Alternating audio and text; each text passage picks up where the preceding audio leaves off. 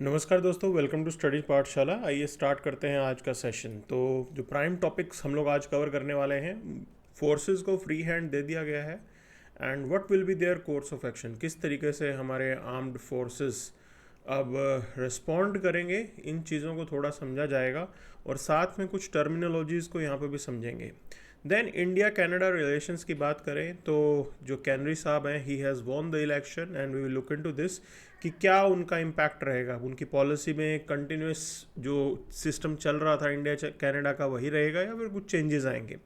Then locust attack के बारे में बात करते हैं, बिकॉज पिछले कुछ सालों के अंदर जो इनका आप बोल सकते हैं वॉल्यूम और इम्पैक्ट है वो काफ़ी इंक्रीज़ हुआ है और ये हमारे फूड सिक्योरिटी से डायरेक्टली रिलेटेड है।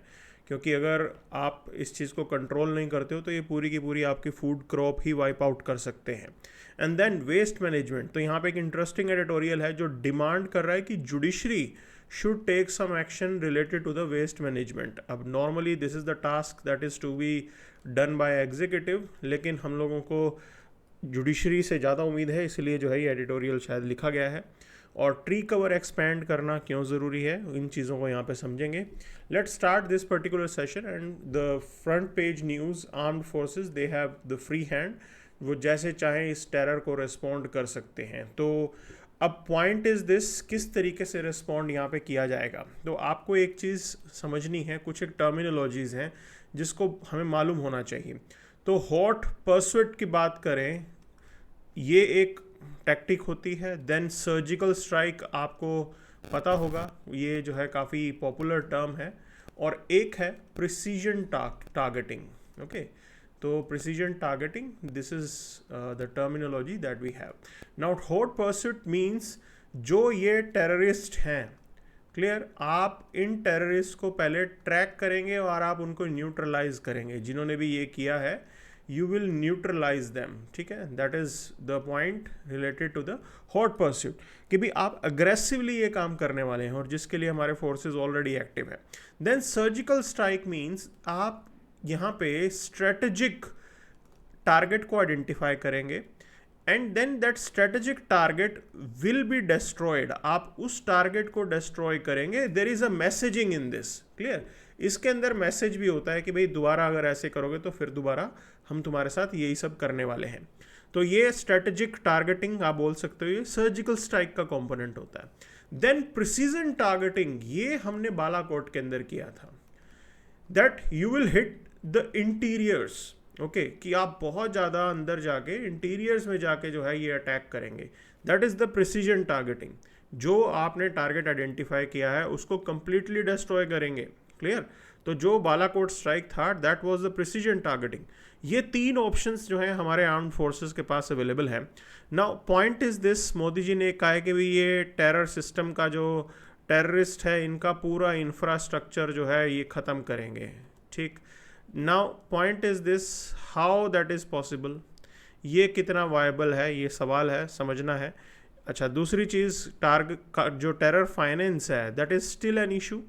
इस चीज़ को हम अभी तक एड्रेस कर नहीं पाए हैं। तो आप ये सोच रहे हैं कि भी आउटराइटली हम टेररिस्ट का इंफ्रास्ट्रक्चर डिस्ट्रॉय कर देंगे। हाँ, एक काम कर सकते हो, डोमेस्टिक जो सिस्टम है यहाँ पे अवेलेबल है, या ओवरग्राउंड वर्कर्स हैं या जो भी सिंपैथाइजर्स हैं, यू कैन टारगेट देम, आप उनको एलिमिनेट कीजिए, because they also play some role in this, ठीक है। वो भी इस पूरे जो टेरर एक्ट के अंदर जिम्मेदार होते हैं, वो आप कर सकते हो। But what about the state sponsored point that Pakistan is doing, that is something which may be beyond our hands, जो है हमारे, आप बोल सकते हैं कि हाथों से बाहर की चीज़ें। तो वो कैसे अचीव किया जाएगा, उसके ऊपर जो है मेजर क्वेश्चन मार्क है। अच्छा, कई लोग कहते हैं कि raise the cost for Pakistan, ठीक है।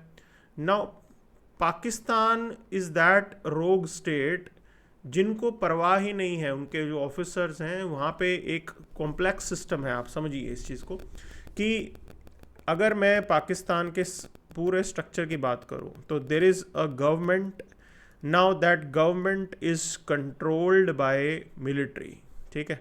वो नाम की सरकार होती है, बेसिकली वो पाकिस्तानी मिलिट्री ही उनको, खासकर आर्मी, कंट्रोल करती है। तो एक तो ये पिक्चर हो गई। दूसरी पिक्चर यहाँ पे ये है कि भी काफ़ी जो है वहाँ पे रेडिकल ग्रुप्स हैं, ठीक है। Radical groups, they are beyond मतलब सबके वो बस के बाहर की चीज़ हैं। तो जो रेडिकल ग्रुप्स हैं उनके ऊपर कोई कंट्रोल नहीं है, मिलिट्री का भी कोई कंट्रोल नहीं है। इवन जो वहाँ के फॉर्मर प्रेसिडेंट परवेज़ मुशर्रफ, उनके ऊपर भी इन रेडिकल ग्रुप्स ने जो है वो अटैक किया था। तो दिस इज़ वन एंटिटी। अच्छा, विद इन मिलिट्री की अगर हम बात करें तो ISI, नाउ ISI अपने आप में एक एंटिटी बन के काम करती है, जो अपने आप को सुपर स्टेट समझती है, जो वहाँ के एक तरीके से डीप स्टेट का पार्ट है। अब ये ISI जो है वो अपनी मिलिट्री की नहीं सुनती, तो वो कई चीज़ें ऐसे कर जाते हैं जिसके अंदर वो मिलिट्री जनरल्स को पता ही नहीं होता। तो ये इस तरीके की एक्टिविटी है पाकिस्तानी फोर्सेस की थोड़ी बहुत। Okay, so you can see this in complex situation जो हम लोग यहाँ पे डील कर रहे हैं। अब यहाँ पे एक सवाल 2024 के अंदर पूछा गया है पिछले साल, that terrorism has become a significant threat to global peace and security. Okay, then they are saying evaluate the effectiveness of United Nation Security Council, counter terror committee बनाई गई है and its associated bodies. Okay, so ये organisation related है, और यहाँ पे पूछा गया कि UNSC की जो काउंटर टेररिज्म कमेटी है वो कितना इफेक्टिव है यहाँ पे। अब एक चीज़ मैं आपको बता दूं, जब हम इंटरनेशनल टेररिज्म की आप लोग बात कर रहे हैं, इसको अब तक हम रोक क्यों नहीं पा रहे हैं? Because there is no single acceptable definition. ठीक है, कोई हमारे पास सिंगल एक्सेप्टेबल डेफिनेशन है ही नहीं। तो ये पॉइंट आप इस तरीके से समझ लीजिए कि भी कई लोग किसी एंटिटी को टेररिस्ट मानेंगे, दूसरे लोग नहीं मानेंगे। सो एक पॉइंट आपको बता रहा हूँ कि 2001 से लेके 2020 तक तालिबान जो था, ठीक है, they used to be terrorist for United States, वो US के लिए टेररिस्ट हुआ करते थे। प्रेजेंट टाइम में if you see now they have been removed from the terror list, अब उनको टेरर लिस्ट से हटा दिया गया है। So this is the present reality. ठीक है, then there is a concept of good terrorist, bad terrorist. कोई मेरे लिए टेररिस्ट नहीं है, दूसरे के लिए टेररिस्ट है, कोई फ्रीडम फाइटर हो गया। तो इस टाइप की चीज़ जो है वो यहाँ चलती है। अच्छा, अब पॉइंट ये है कि when there is no single acceptable definition, it means that fighting out in a comprehensive manner will be difficult. बिल्कुल होगा ही नहीं शायद। तो यहाँ पे UNSC रेजोल्यूशन की बात की गई है, दैट इज़ रेजोल्यूशन 1373। तो इन्होंने जो है इसके अंडर ये काउंटर टेररिज्म कमेटी को एस्टेब्लिश किया गया था 9/11 होने के बाद। आइडिया क्या था? Strengthen the member states ability to combat terrorism. ठीक है, सब लोग साथ मिलकर काम करेंगे। It was a good initiative, मैं ये नहीं कहूँगा कि खराब था, गुड इनिशिएटिव था, यहाँ पे कोई प्रॉब्लम नहीं थी। क्लियर है। देन काउंटर टेरर कमेटी का मेजर काम क्या हो गया? That is to standardize the international counter terrorism framework. Now point is this, आपने इस फ्रेमवर्क को स्टैंडर्डाइज कर रहे हो, but there is no single definition. जब कोई सिंगल डेफिनेशन ही नहीं है आपके पास, तो आप स्टैंडर्डाइज कर किसको रहे हो? That is point. अब इनका फोकस एरिया टेरर फाइनेंसिंग के ऊपर है, बॉर्डर कंट्रोल पे है, इंफॉर्मेशन शेयरिंग पे है।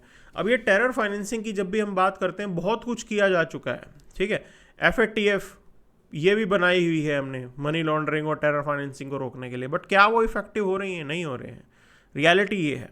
Then counter terrorism executive directorate की अगर आप बात करोगे, that is the executive arm of counter terror committee, और रिस्पॉन्सिबिलिटीज की क्या है? कंडक्ट कंट्रीज असेसमेंट, ठीक है, कि कितनी इनकी कैपेसिटी है, and they don't have the capacity, then they will help out in capacity building, कि आपको काउंटर टेरर मेजर्स में कंट्रीज़ की हेल्प करनी है। तो इसीलिए जो है आपकी काउंटर टेरर एग्जीक्यूटिव डायरेक्टरेट आपने बनाया है। Then there is this UN global counter terrorism strategy. Okay, तो ये एक स्ट्रैटेजी एग्जिस्ट करती है, जो आइडिया यही बता रही है कि आपको ग्लोबल जो है कंसोलिडेशन करनी है टू फाइट अगेंस्ट टेररिज्म। तो रियलिटी भी यही है। देखिए, जब तक ये दुनिया रहेगी, ये टेररिज्म रहेगा, because it is associated with ideology. तो जो चीज़ आइडियोलॉजी से रन होती है वो चीज़ एलिमिनेट नहीं होती। Ideology is a thought process. Okay, तो ये जो है आइडियोलॉजी चलती ही रहेगी। तो one thing is this, we have to eliminate it. लोगों को पढ़ा के समझा के इसे हटाना पड़ेगा। नहीं है, जब तक ये हटता तब तक सिचुएशन एज इट इज़ रहने वाली है। आइडिया इज दिस कि भी इसका मिसयूज ना हो, जितना हो सके आप इसके इफेक्ट को मिनिमाइज करो। That is something which is you can से डिजायरेबल। वही हम कर सकते हैं। अदरवाइज टेररिज्म की अगर आप हिस्ट्री उठा के देखोगे तो इन वन वे और the other it has been able to sustain. Okay, बिल्कुल ये चलता रहा है, कहीं सिविल वॉर के फॉर्म में, कहीं रिबेलियन की फॉर्म में। सो this was the picture here. Now बात करते हैं इंडिया कनाडा रिलेशन की. सो mark canary he is back. Okay, mark कानरे sorry, he is back hair. And इनका क्या इम्पैक्ट होने वाला है इंडियन पूरे सिनेरियो पे, इसको देखेंगे. तो पहली चीज़ है, दोनों leaders Modi ji and Mister Carney, their approach is to re engagement. तो जितना डैमेज ट्रूडो के टाइम पे हुआ है, ये वहाँ से बाहर आना चाहते हैं. And they want to discuss trade, इसको ये डिस्कस करना चाहते हैं. There is emphasis on, you can say, personal, economic, strategic level पे हम लोग साथ में मिलकर काम कर सकते हैं. Idea is this, mutual respect and shared values. बिल्कुल. So if they will, you can say, help our, they will address our concern, हम भी उनके कंसर्न एड्रेस करेंगे, हमें कोई प्रॉब्लम नहीं है सच. ठीक है. तो whatever damage that has been done by Trudeau, Carney has a different approach, वो बिल्कुल अलग तरीके से सोचते हैं. तो पार्टी शायद वही है, बट लीडरशिप जो है उसका इम्पैक्ट यहाँ पे आता है. और अब हमारा फोकस क्या होगा, they do identify India as a key trade partner and we will be focusing on reviving comprehensive economic partnership agreement. इसको दोबारा हम रिवाइव करने पे हमारा फोकस है. तो हमारा बायलेटरल ट्रेड 2023 में इट वाज $7.36 बिलियन. तो पोटेंशियल तो बहुत है यहाँ पे. ठीक है. एक चीज़ समझनी है आपको, there is a really good potential when we discuss India Canada relation. तो वही चीज़ हमें यहाँ पे अचीव करनी है. Then India as a major source of international students और स्किल्ड वर्कर्स जो वहाँ पे जाते हैं, काम करते हैं. और we do expect few things की फेवरेबल इमिग्रेशन पॉलिसी जो है वो हमारे इंडियन स्टूडेंट्स और प्रोफेशनल्स के लिए वो रहे. Because recently some changes were made जो कि इंडियन स्टूडेंट्स के लिए इतने जो है लुक्रेटिव नहीं थे. और कनाडा ऑलरेडी लोगों का थोड़ा मोह भंग हो गया है वहाँ पे because of the employment and the other issues that are existing. Okay. तो वो मुद्दे जो हैं वो कहीं ना कहीं हमें प्रॉब्लम हमारे लिए कर रहे हैं create. Then you talk about other aspects. तो there is this diaspora concern जिस पे हमारा फोकस होगा. तो आप जैसे खालिस्तान मूवमेंट है उधर, तो ये एक प्रॉब्लम है. तो आपको बाकी जो सिनेरियोज हैं डायस्पोरा के, वो चीज़ आप लोग साथ में मिलकर काम करेंगे और इस प्रॉब्लम को एड्रेस करना कनाडा की रिस्पॉन्सिबिलिटी है. They should not do anything, any space for these type of outfits जो इंडिया की सोवरेनिटी सिक्योरिटी को टारगेट करेंगे. क्लियर. तो ये चीज़ जब तक कनाडा कर रहा है हमें कोई प्रॉब्लम ही नहीं है. कनाडा अगर हमारे सिक्योरिटी इंटरेस्ट को एड्रेस कर रहा है तो we have no problem with them.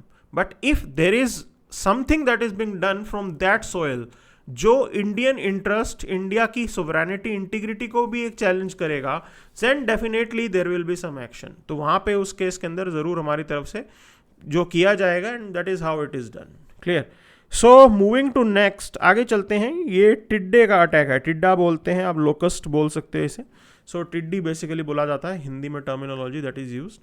अब 2019 के अंदर इंडिया के अंदर भी ये अटैक हुआ था, पाकिस्तान में भी ये अटैक हुआ था. और ये आप समझ लीजिए ये इंटेंसिटी इंक्रीज क्यों हो रही है, ये सबसे ज़रूरी चीज़ है सोचने की. तो it is associated with climate change. ठीक. क्यों क्लाइमेट चेंज के साथ ऐसा क्या हुआ? तो क्लाइमेट चेंज के हिसाब से इनकी ब्रीडिंग जो है वो एक्सपोनेंशियली इंक्रीज हो गई है. ठीक है. तो जितने नंबर में ये आते हैं that is quite dangerous. So basically east Africa के अंदर ये फर्स्ट टाइम इस टाइप की चीज़ जो है वो देखी गई थी. मतलब ये जो 2019 वाला है वो ईस्ट अफ्रीका से स्टार्ट हुआ था, फिर पाकिस्तान होते होते वो इंडिया के अंदर आता है. ठीक है. अच्छा, अब ग्रास होपर की बात करें तो ये रैपिडली मल्टीप्लाई करते हैं अगर राइट कंडीशंस हो जाए यहाँ पे. और इनकी जो रैपिड मल्टीप्लिकेशन की प्रोसेस है that is known as gregarisation. Okay. Gregarisation process करते हैं. अच्छा, इसके अंदर करते हैं क्या है कि भी ये जो है ग्रुप्स में आ जाते हैं, स्वार्म बिहेवियर लेके आते हैं, ग्रुप्स में इकट्ठे हो जाते हैं. इनका साइज़ और इनका कलर जो है वो भी चेंज हो जाता है, बहुत लार्ज नंबर में ये होते हैं. और ये स्वार्म्स एक तरीके से आपको लगेगा कि कोई फिगर सी मूव कर रही है. वो मल्टीपल ग्रास होपर्स हैं जो एक साथ चल रहे हैं, लोकस जो है वो चल रहे हैं. अच्छा, वाइड स्प्रेड फेमाइन और इकोनॉमिक डेवस्टेशन के लिए रिस्पॉन्सिबल हैं. जहाँ जहाँ ये हिट करते हैं बहुत नुकसान होता है. सो ये खासकर हमारे फार्मर्स के लिए जो है ये एक बड़ी सरदर्दी होगी. अब दिक्कत क्या है कि देखिए, अगर आप इनको टारगेट करने के लिए इंसेक्टिसाइड आप लेके आएंगे तो insecticide will also enter your food chain. बहुत लार्ज नंबर में अगर आपने इंसेक्टिसाइड यूज़ कर लिया then it will not be a great thing for your food. आपके खाने की क्वालिटी वो डायरेक्टली इम्पैक्ट हो जाएगी यहाँ पे. Okay. So we have to keep that in mind. तो कई सजेशन दे रहे थे कि भाई आप इंसेक्टिसाइड्स जो है वो ज़्यादा कर लीजिए, that is not a good idea, वो हमारी फूड चेन में आएगा फिर at the end of the day. तो this is something which is there. तो over 2 lakh hectare of crops that was destroyed, तो बहुत लार्ज नंबर में डिस्ट्रक्शन हुआ था, और इनका जो नंबर है, इंटेंसिटी है, वो काफ़ी इंक्रीज हो गई है, और वो क्लाइमेट चेंज उसके लिए रिस्पॉन्सिबल है। तो क्लाइमेट चेंज क्या हो गया है, कई जगहों पर रेनफॉल इंक्रीज हुआ है। Now that creates ideal breeding condition in desert region, वहाँ पे इनके लिए ज़रूरत फ़ायदेमंद जो है एक तरीके से वो सूट करने वाला क्लाइमेट बनता है, and they breed a lot. तो this is how it is, और ये एक सरदर्दी है और एक टाइप का अटैक है जो आप यहाँ पे समझ सकते हो। साइक्लोन का भी इम्पैक्ट जो है इन पे दिखता है, ठीक है। अच्छा, साइक्लोन के साथ होता है क्या है कि मॉइस्चर लेवल इंक्रीज हो जाता है, then again same logic, the breeding season is suitable for that. तो इस वजह से नंबर इंक्रीज हो रहा है, और साइक्लोन्स की इंटेंसिटी भी जो है वो हमारे यहाँ पे इंक्रीज हो रही है। तो all these things are happening, and this is one such a problem related to the climate change. तो ये हमें समझना है, और हमारे आंसर्स में हम इसको लिख देंगे। अब बात करते हैं वेस्ट मैनेजमेंट पे। तो एक बहुत ही इंटरेस्टिंग एडिटोरियल है। इंटरेस्टिंग कैसे, मैंने एक्सपेक्ट नहीं किया था कि आप जुडिशरी को लेके आओगे वेस्ट मैनेजमेंट के काम में। आउटराइटली आप एडिटोरियल ही लिख दोगे कि भाई जुडिशरी हेल्प करे वेस्ट मैनेजमेंट में, ठीक है। तो एक पॉइंट समझना है, ये काम तो देखो एग्जीक्यूटिव का ही है, हमें भी समझ में आता है, but problem is this, your executive and legislature now they are not putting up an effort, okay.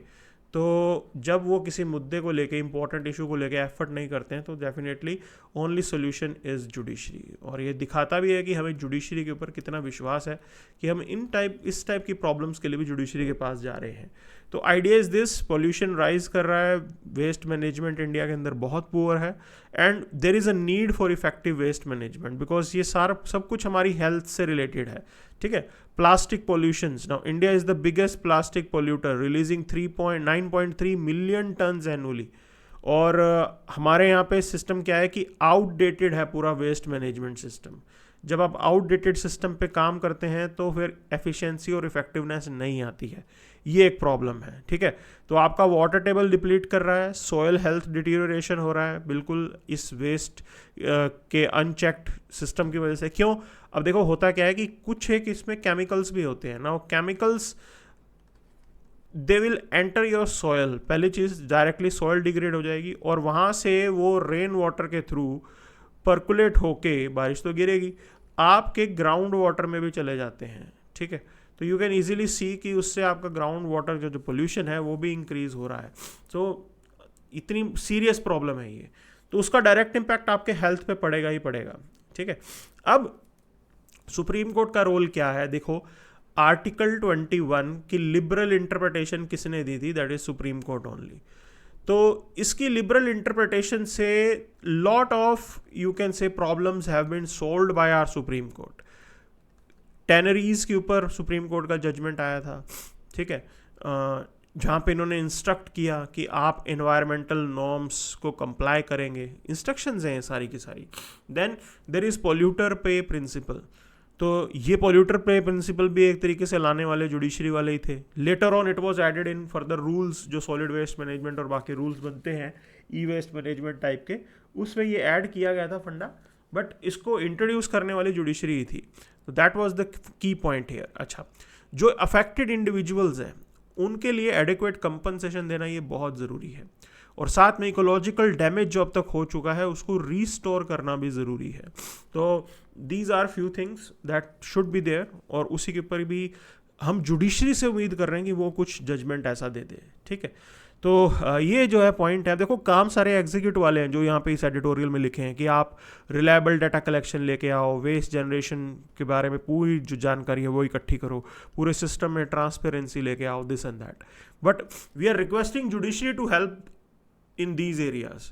अब देखो यहाँ पे स्ट्रक्चर्ड वेस्ट मैनेजमेंट पे फोकस होना चाहिए। नेशनल क्रिटिकल मिनरल मिशन जो है वो हमारा है, तो मिनरल प्रोडक्शन तो है लेकिन साथ साथ वेस्ट मैनेजमेंट पे भी फोकस है, उसके लिए ये नेशनल क्रिटिकल मिनरल मिशन है, जो प्रोडक्शन के अलावा मैनेजमेंट, ऐसा क्या है कि ओपन जो क्वेरी वगैरह होती है, query in the sense mine आपकी ओपन रहेगी, तो वहाँ से काफ़ी नुकसान होता है।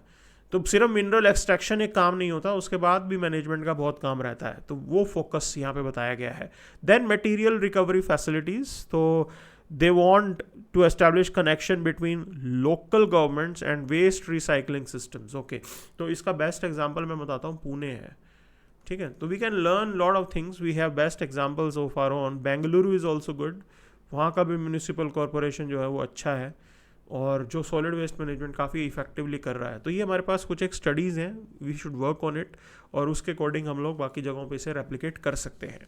तो these are few things that are there. Okay, हाँ, door to door verification, public grievance mechanism आप लेके आइए, अकाउंटेबिलिटी एनहांस कीजिए, all these things are there. ठीक है, वो सारी चीज़ें हैं, but a lot more has to be done. बहुत कुछ अभी भी करना बाकी है. सो बेसिक इज़ दिस, पहले तो आपको अवेयरनेस जनरेट करनी पड़ेगी आम जनता के बीच में, then there will be a good fight. तब तक कुछ भी नहीं होगा उतना इफेक्टिवली. अब बात करते हैं एक्सपेंडिंग द ट्री कवर. अब देखो, पहली चीज़ तो आपको समझनी होगी. देखिए, फॉरेस्ट जब हम बनाते हैं, एक फॉरेस्ट हो गया जो नेचुरली एग्जिस्ट करता है, ठीक है. दूसरा फॉरेस्ट है the artificial thing that we will create. Now जो कार्बन सिक्वेस्ट्रेशन है, अगर मुझे बात करनी पड़े कार्बन को एब्जॉर्ब करना, तो कार्बन सिक्वेस्ट्रेशन डेफिनेटली नेचुरल वाले की ज़्यादा होगी, because it is part of, you can से, योर इकोलॉजी एंड पूरा बैलेंस अच्छा से नेचर ने बनाया हुआ, उससे बेस्ट कुछ नहीं होता. नाउ आर्टिफिशियल आजकल खासकर अर्बन एरियाज़ के अंदर ग्रीन बेल्ट इंक्रीज करने पे फोकस है, ठीक है. तो ये भी चलता है, बट इसके अंदर कभी कभी प्रॉब्लम क्या है कि ऑर्नामेंटल हमारा जो फोकस है वो ज़्यादा हो जाता है, कि बिल्डिंग बनाई बिल्डर ने और उसके अराउंड जो प्लांट्स लगा दिए कि देखने में सुंदर लगे. हमारा फोकस कार्बन सिक्वेस्ट्रेशन पे नहीं है. Will not grow those type of trees और प्लांटेशन जो कार्बन ज़्यादा एब्जॉर्ब करे. हम जो है, जो देखने में सुंदर प्लांट सिस्टम है वो लगा देते हैं वहाँ पे, ठीक. तो ये आर्टिफिशियल फॉरेस्ट्री के अंदर जो है ये दिक्कत आती है. कई जगहों पे ऐसे होता है, we allow the land to grow naturally, उस केस के अंदर फॉरेस्ट कवर थोड़ा और बेहतर होता है. But again idea is this, you should not allow green belt to be destroyed. जहाँ जहाँ आपकी ग्रीन बेल्ट है वो तो किसी हालात में डिस्ट्रॉय होनी नहीं चाहिए, क्योंकि वो नेचर ने क्रिएट किया and that is the best thing that can happen. Okay, अब ट्री प्लांटेशन के बेनिफिट्स, अगेन कार्बन सिंक का काम करता है, एब्जॉर्ब करता है, ये सॉइल की हेल्थ इंप्रूव करेगा, ग्राउंड वाटर को रिचार्ज करेगा, सॉइल इरोजन को जो है वो रोकता है, और हमारे यहाँ पे जो एक्सट्रीम वेदर इवेंट्स हो रहे हैं उसके लिए ये रेजिलियंस भी क्रिएट करता है. तो ये सारे बेनिफिट्स हमें जो है यहाँ पे मिल रहे हैं. गवर्नमेंट इनिशिएटिव्स की बात करें तो नेशनल एग्रो फॉरेस्ट्री पॉलिसी 2014 के अंदर हम लेके आए थे, जो प्राइवेट पार्टिसिपेशन को एनकरेज करती है in tree plantation. Then trees outside forest in India program. Okay, तो आइडिया इज दिस, आप नेचुरल फॉरेस्ट के ऊपर जो है अपनी डिपेंडेंस को कम करेंगे. उसके अंदर एग्रो फॉरेस्ट्री में अगर आप अपने खेत में कुछ एक जो है ऐसे प्रोडक्ट्स बना रहे हैं, जो ट्रीज हैं उन्हीं को ही काट के आप टाइम टू टाइम जो है वो एज अ उसका वुड का सोर्स यूज़ कर सकते हो, कि बजाय कि आप जाके जंगल काटो, आप अपनी लैंड पे उगाओ, उसको आप काट सकते हो, ठीक है, जो आपकी एग्रीकल्चर लैंड है. Then there is this green India mission that is there. तो आइडिया इज़ दिस, जो डिग्रेडेड फॉरेस्ट हैं उनको हमें रिवाइव करना है और सस्टेनेबल मैनेजमेंट का पूरा सिस्टम बनाना है. अब हमारा जो फॉरेस्ट कवर है वो ये 2017 से लेके 2021 के बीच में 0.56% का जो इंक्रीज़ हुआ है, और हमारी नेशनल फॉरेस्ट पॉलिसी के अकॉर्डिंग तो 33% होना चाहिए, बट उतना तो नहीं है, but still it is increasing. धीरे धीरे जो है हमारा इंक्रीज़ हो रहा है. देन कॉरपोरेट कंट्रीब्यूशन में कॉरपोरेट सोशल रिस्पॉन्सिबिलिटीज़ के लेवल पे भी इनिशिएटिव्स हैं. तो एफॉरेस्टेशन प्रोजेक्ट्स, बहुत सी कंपनीज इस पे फोकस कर रही हैं. Carbon credit strategy is there. Okay, so ये भी एक बहुत बढ़िया चीज़ है, कार्बन क्रेडिट वाला सिस्टम. अच्छा, रेगुलेटरी प्रेशर्स की बात करें तो यूरोपियन यूनियन ने carbon border adjustment mechanism introduce किया हुआ है, जो कार्बन इंटेंसिव इंपोर्ट्स के ऊपर टैरिफ लगाता है. मतलब वो आइटम्स जिसके लिए पोल्यूशन ज़्यादा किया जाएगा उसके ऊपर जो है ये एक्स्ट्रा टैरिफ लगाते हैं. ओके, तो हम भी ये सीख सकते हैं इनसे.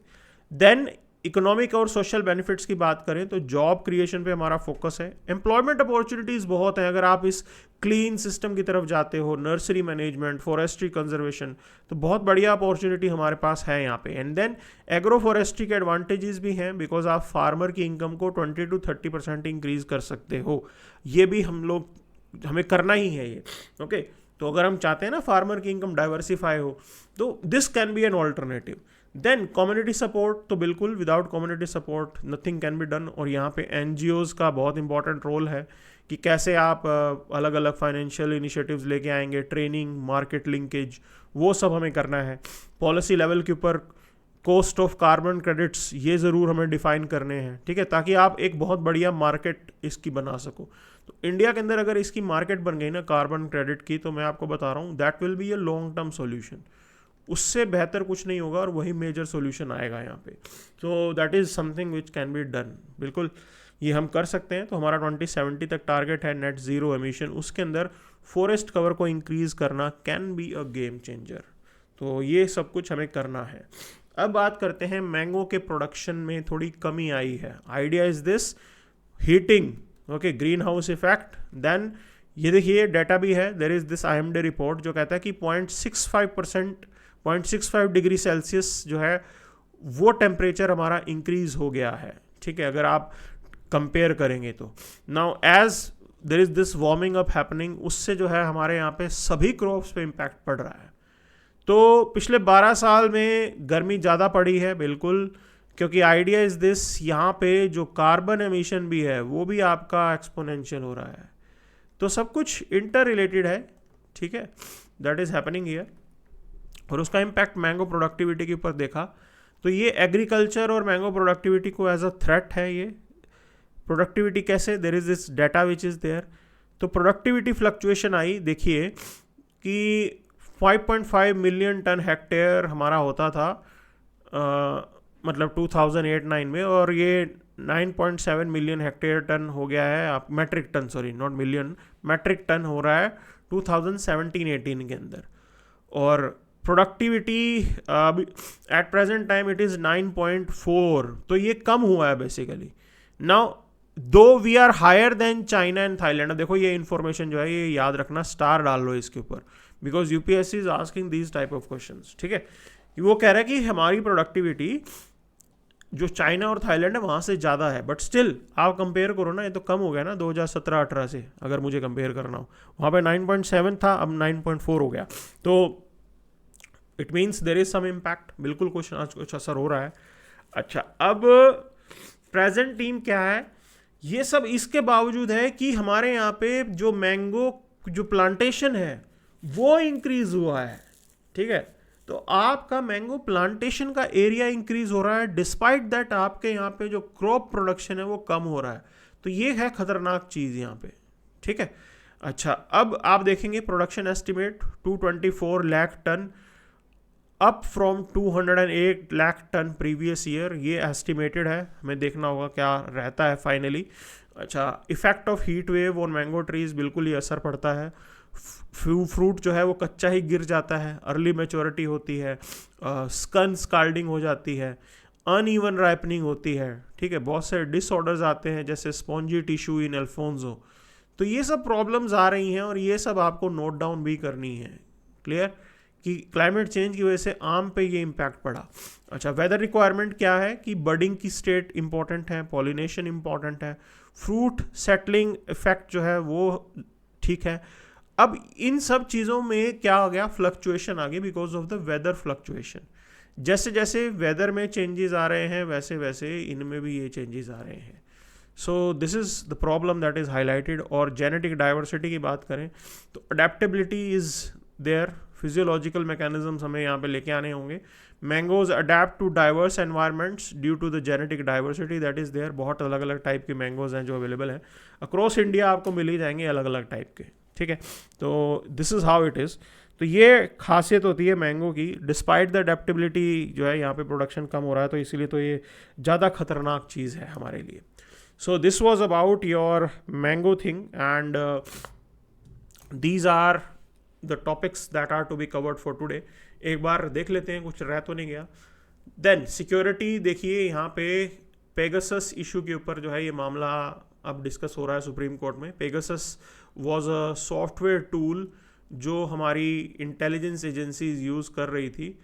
तो आइडिया इज़ दिस, देखिए कि भी ये आप अपने ओपोजिशन के मेंबर्स को लेके इसका यूज़ करके टारगेट नहीं कर सकते ना फिर, इसको ठीक है नेशनल सिक्योरिटी के लिए ज़रूरी है, कई लोग कह रहे हैं कि it's a debate between national security and your privacy, ठीक, I do agree to that, privacy is also important, ठीक, तो आपकी प्रिवेसी है and your privacy is your fundamental right, that is also there, but the point is this, इसका misuse नहीं होना चाहिए। Misuse को रोकने के लिए क्या करना पड़ेगा, there should be a law should back कि भी सर्विलेंस किस टाइप का आप कर सकते हो, कैसे कर सकते हो, किन के अप्रूवल से होगा, so that the person can be made accountable, ठीक है। बिना अकाउंटेबिलिटी के इसका जो यूज़ होता है तो उससे तो बहुत ज़्यादा मिसयूज़ होगा ही होगा यहाँ पे। और कहीं ना कहीं हुआ भी ऐसा है कि जर्नलिस्ट को जो टारगेट किया गया है, देन योर ओपोजिशन लीडर्स उनको टारगेट किया गया है, वो चीज़ रुकनी चाहिए। ये नेशनल सिक्योरिटी के लिए है, you can not use it for your party political gains, okay. तो this was something which was highlighted, ठीक, so this is something that we have for today. Thank you very much.